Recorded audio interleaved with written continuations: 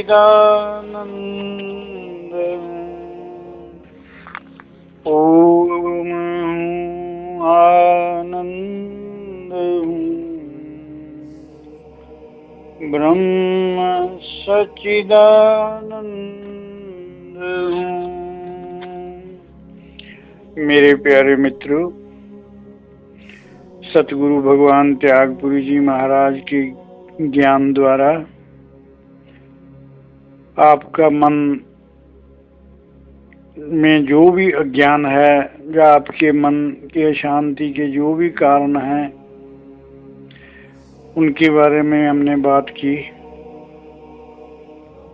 मन का स्वभाव, मन में विकार, मन में अहंकार, मन में कर्तापन की भावना, मन में फलाकांक्षा की आकांक्षा, मन में दूसरों से उपेक्षाएं, दूसरों से आकांक्षाएं, दूसरों से सुख की चाह, अनर्थ की कमाई, दोष दृष्टि, धार्मिक भ्रांतियां व अन्य भ्रांतियां, देहाभिमान, मोह, बंधन और मन में स्मृतियां और मन में सब प्रकार के जो अज्ञान हैं, उन सब के बारे में बात की और अपना संत धर्म निभाते हुए मैंने पूरा अपना प्रयत्न किया कि आपका ज्ञान मिटाकर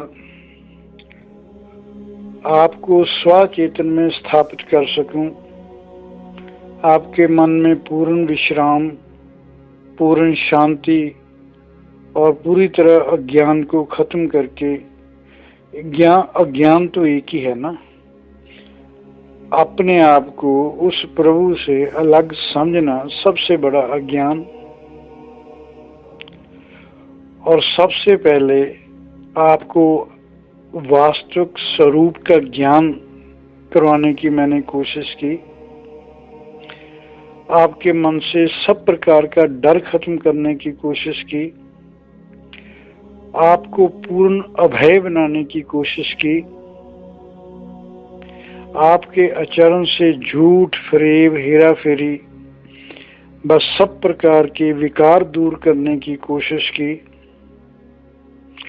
आपको कर्म की सच्चाई, ईमानदारी व कर्म को पूरी निष्ठा व लगन से प्रभु की आज्ञा समझकर प्रभु के लिए पूर्ण समर्पण भाव से व कर्तापन के अहंकार से रहित होकर करने का तरीका समझाया।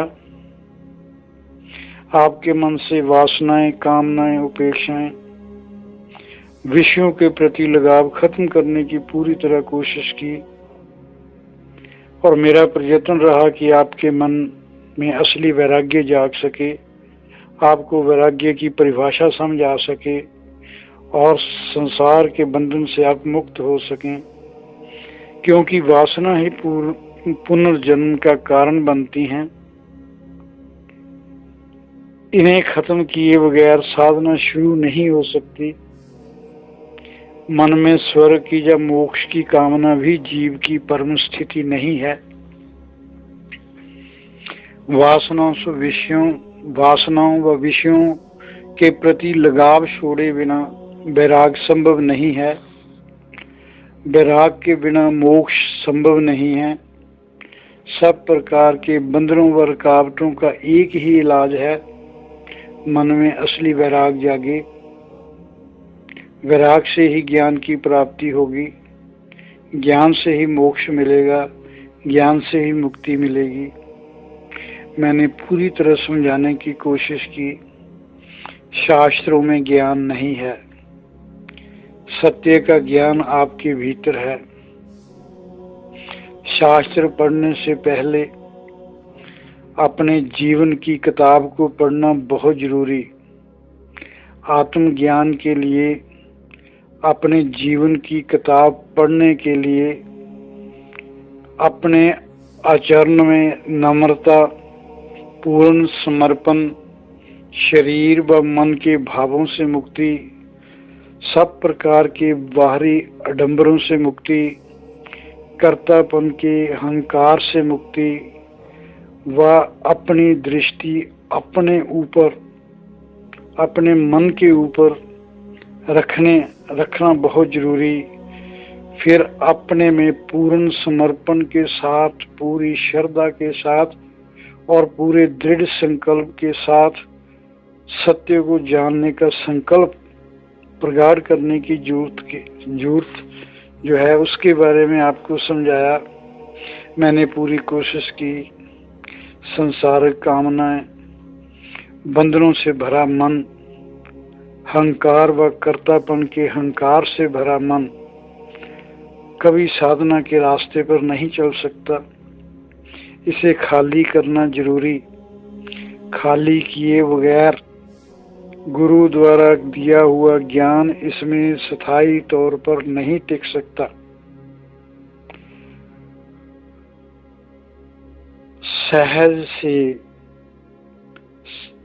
सहज मतलब हठ योग से नहीं, सहज की बात कर रहा हूं। सहज ही सूक्ष्म में प्रवेश करने की काबिलियत आप में पैदा करने की मैंने कोशिश की। मैं पूरी तरह समझता था कि हमारे सामने हमेशा 4 प्रकार के लोग होते हैं। एक तो मूढ़ होते हैं और वो बहुत श्रद्धा का प्रदर्शन करते हैं, दिखावा बहुत करते हैं। ऐसे लोगों को अध्यात्मिक जगत का कोई पता नहीं होता, पूरी तरह अज्ञान व अंधविश्वासों में जकड़े होते हैं। संसार के वासनों को ही परम उपलब्धि मानते हैं, हर जगह मन्नतें मांगते हैं, सब कुछ होते हुए भी सदा भिखारी बने रहते हैं। इनके लिए जीवन समस्या नहीं होती, परंतु अज्ञान व गलत दृष्टिकोण के कारण ही हमेशा समस्याओं व परेशानियों व चिंताओं से हमेशा घिरे रहते हैं। इनको ये कभी समझ नहीं आता कि गुरु तो सिर्फ मार्ग दिखला सकता है, उपलब्धि तो पात्रता आने पर ही हाथ आएगी, उससे पहले उपलब्धि नहीं हो सकती। दूसरी तरह के लोग होते हैं जिन्हें शास्त्रीय ज्ञान का बहुत अहंकार होता है, अपनी जाति व धर्म का बहुत अहंकार होता है, पर ऐसे लोगों की वास्तविक उपलब्धि बहुत कम होती है। मैं तो यहाँ तक कह दूं कि इनकी वास्तविक उपलब्धि ना होने के बराबर ही होती है, पर जो अपने आप को बहुत विद्वान साबित करने की हमेशा जतन करते रहते हैं। तीसरे किस्म के लोग होते हैं जिनमें बहुत समर्पण भाव होता है, बहुत श्रद्धा होती है, बहुत प्यास होते हैं और वो ज्ञान प्राप्ति के लिए, प्रभु प्राप्ति के लिए हमेशा ललायत रहते हैं। हर कीमत पर प्रभु से एक होना चाहते हैं, प्रभु के दर्शन करना चाहते हैं। ऐसे लोगों का दृढ़ संकल्प होता है। अगर कोई अभाव होता है तो गुरु की कृपा या सतगुरु या पूर्ण गुरु का अभाव होता है, जिसके कारण इनकी यात्रा अधूरी होती है। ऐसे लोगों को या ऐसे साधनों को और जब भी परफेक्ट गुरु मिल जाता है तो इनका बहुत आसानी से काम हो जाता है। सबसे ऊंची कैटेगरी साधकों की होती है जो ज्ञानी होते हैं, जिन्हें शास्त्रीय ज्ञान होता है और वो ज्ञान उनके आचरण में होता है, जो धर्म, संप्रदाय, जाति, देश की बाधाएं सब दूर कर चुके होते हैं और प्रभु के अपने अंदर ढूंढते हैं। हर आकृति में प्रभु को महसूस करते, कण कण में प्रभु को महसूस करते हैं। ऐसे लोग जो सामने होते हैं, ऐसे लोगों को मिलकर गुरु खुद बहुत आनंद महसूस करते हैं। उनके मन में ऐसे लोगों के प्रति सहज ही बहुत कृपा दृष्टि होती है, मगर वो जानते हैं कुछ चीजों का अस्तित्व जरूर है, मगर उनका प्रमाण नहीं दिया जा सकता। ऐसी चीजों का अनुभव ही कराया जा सकता है या हो सकता है, प्रमाण से सिद्ध नहीं किया जा सकता। जैसे कोई आदमी जन्म से ही अंधा है उसको आप सूरज कभी नहीं दिखा सकते, जितना मर्जी वो तप कर ले, उसको रंगों का ज्ञान नहीं करवाया जा सकता। ऐसे ही आंखों वालों को कभी भी प्रेम, आनंद, दया, करुणा, पीड़ा के दर्शन नहीं करवाए जा सकते। ये स्वयं को ही अनुभव करने होते हैं, क्योंकि आत्मा, परमात्मा या जिसे हम ब्रह्म कहते हैं, ये बुद्धि व मन की पकड़ से बाहर है। आत्मा, परमात्मा व आभास, इनका आभास बोध चित्त की शून्य अवस्था में ही संभव है। मन के स्तर पर दिव्य दर्शन, निराकार के स्तर पर दिव्य अनुभूतियां और बोध के स्तर पर आत्मा साक्षी परमात्मा का अनुभव गुरु लोग करवाते हैं, और मैंने भी ऐसा प्रयास किया है। आत्मबोध के लिए चित्त जो है वो चंचलता रहित व निर्विकार होना बहुत जरूरी है। जो लोग समझ सकते हैं, गुरु लोग उन्हें बोध देते हैं, ज्ञान देते हैं। जो ना समझ हैं और हमेशा गुरु चाही की बजाय मन चाही करते हैं, गुरु उन्हें विधियां देते हैं। आत्मज्ञान कोई प्रक्रिया नहीं बल्कि घटना है, जो पात्रता आने पर किसी भी समय किसी भी जगह घट सकती है। गुरु केवल ऐसी घटना को झेलने बस समझने की तैयारी करवाता है। बस साधक को ऐसी नौका प्रोवाइड करता है जिसमें बैठकर संसार के बंधनों से मुक्त हुआ साधक परम सत्य में स्थापित हो सके। और मैंने भी यही प्रयत्न किया है। मैंने भी ऐसा ही आपका आधार बनाने की कोशिश की कि जो भी साधना के रास्ते पर चले वो पूरी तरह ज्ञान के रास्ते पर चले, उनका मन कभी भी भ्रांतियों में ना फंसे और वो सहज ही परम उपलब्धि को उपलब्ध हो सके। और आज के बाद तो आप लोगों को हमसे जुदा होना ही पड़ेगा। कुछ मैं आपको हिंट देता हूँ। आप अपना थर्मामीटर आप ही बन सकते हैं। आपकी साधना कैसे चल रही है, ठीक चल रही है या नहीं ठीक चल रही है, या आपकी ग्रोथ कैसे कैसे होगी, क्या क्या आपको अनुभव होंगे। मैं कुछ निजी अनुभव आपसे शेयर करना चाहता हूं, क्योंकि मैंने पहले ही आपको बताया कि हम कुछ भी नहीं छिपाएंगे, सारे रास्ते हम आपको बता देंगे। रास्ता चुनना और अपना ठीक से अपने आप को चेक करना कि कैसी चल रही है हमारी यात्रा, ऐसा मैं आपको बनाने की कोशिश करूंगा।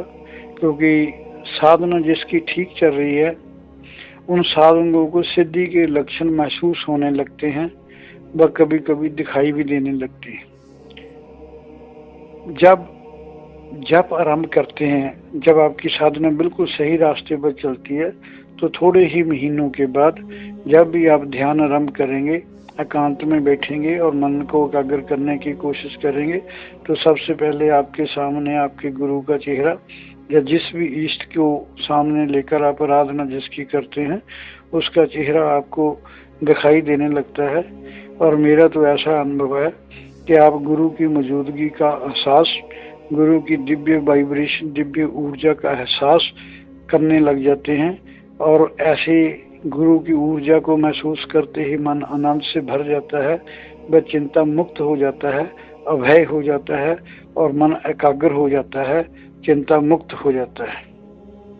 साधक स्वयं ही महसूस करने लगता है कि उसके विचारों में, उसके भावों में, उसकी वृत्तियों में परिवर्तन हो रहा है।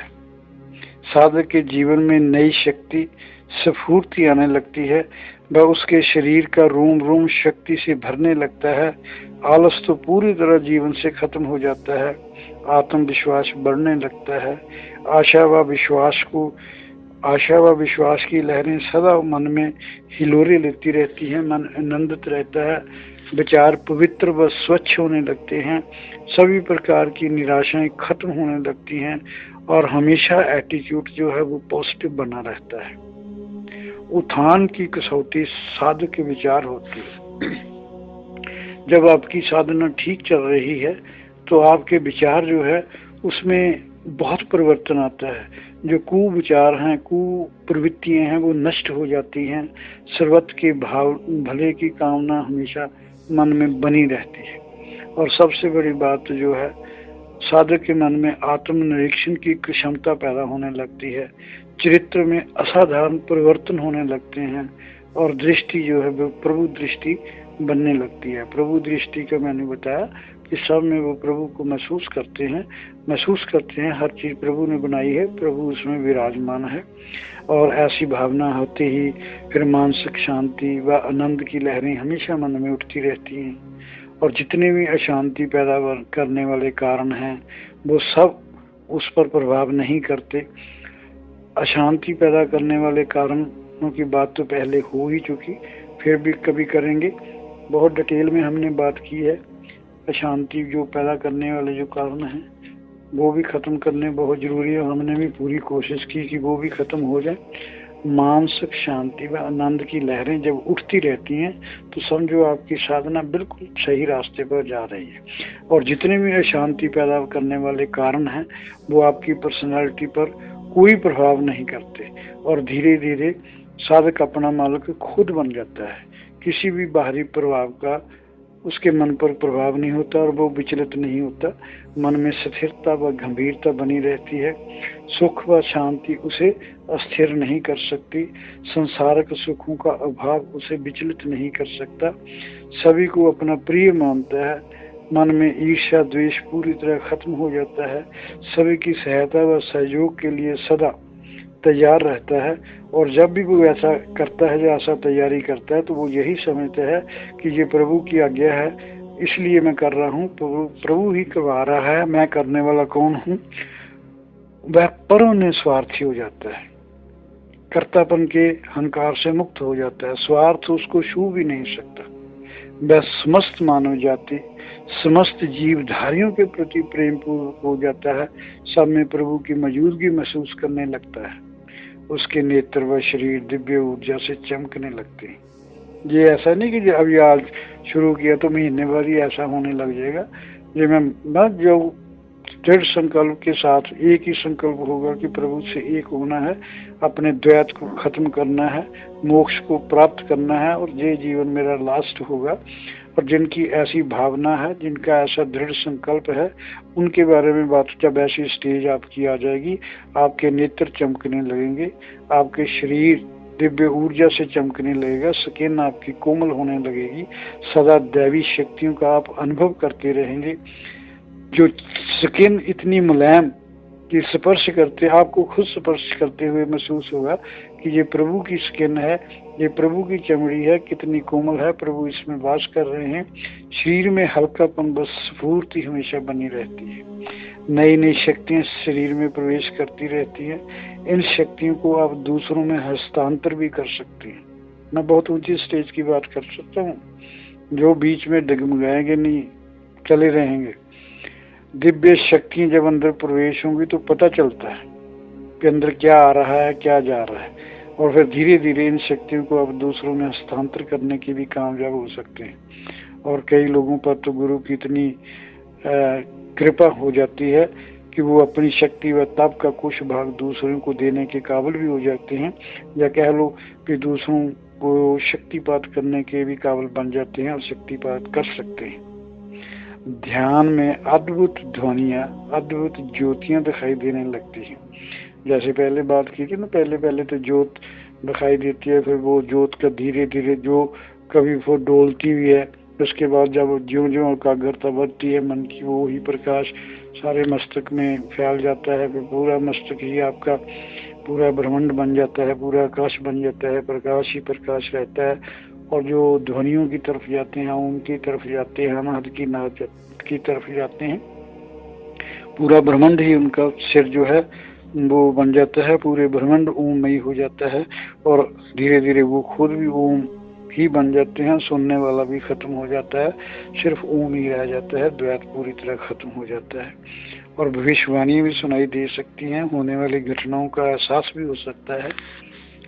सबसे मजे की बात, जब आप पूरी तरह प्रभु से एक होने के कगार पर पहुंच जाओगे। मंजिल जब बहुत नजदीक आ जाएगी तब तो क्या ही बात होती है। जो भी आपके संकल्प में, जो भी ऐसे साधक या ऐसे संत के संपर्क में आता है, उसका मन, उसका चेहरा देखते ही आनंद से भर जाता है। उसकी सारी चिंताएं, सारे दुख, सारा डर उसका खत्म हो जाता है। और कई कई तो ऐसे भी होते हैं भक्त जिनको अपने गुरु में दिव्य शक्तियों की अनुभूति होने लगती है, वो महसूस करने लगते हैं। और जब वो अपने गुरु में दिव्य शक्तियों को महसूस करते हैं तब वो कई बार अपनी मनोकामना को पूरा करने में भी कामयाब हो सकते हैं। और मैं तो यहाँ तक भी कहने का तैयार हूँ, कई बार तो ऐसे भक्त जो है असंभव को भी संभव गुरु के द्वारा करा लेते हैं, मगर एक आधी बार पूरी जिंदगी में। ये नहीं कि जब वो चाहे तभी ऐसा होगा, ऐसा नहीं हो सकता। ऐसे जो जहां तक पहुंच जाते हैं उनको फिर किसी को आशीर्वाद देने की जरूरत नहीं रहती, उनकी मौजूदगी ही काफी होती है। उसे सब जगह ईश्वर ही दिखाई देने रहता है। सर्व खलिंदम ब्रह्म, सब गोविंद है, सब गोविंद है। फिर वो गुण गनाते रहते हैं, ओम आनंद ब्रह्म सच्चिदानंद, ओम आनंद ब्रह्म सच्चिदानंद। कई बार आपने भगवान के मुखारबिंद से ये सुना होगा, और प्रभु से प्रार्थना है आगे भी उनके मुखारबिंद से आप ऐसा ज्ञान सुनते रहें। अब मैं बहुत प्रसन्न, मेरा मन भी बहुत खुश है और मस्ती भी बहुत आ रही है। इसलिए जहाँ पर ही मैं खत्म करता हूँ, अपने गुरु भगवान के चरणों में मेरा नमन। आप सबके भीतर विराजमान प्रभु को भी मैं नमन करता हूँ और सबको अपने भगवान की तरफ से शुभकामनाएं देता हूँ। ओम शांति शांति शांति। ओम।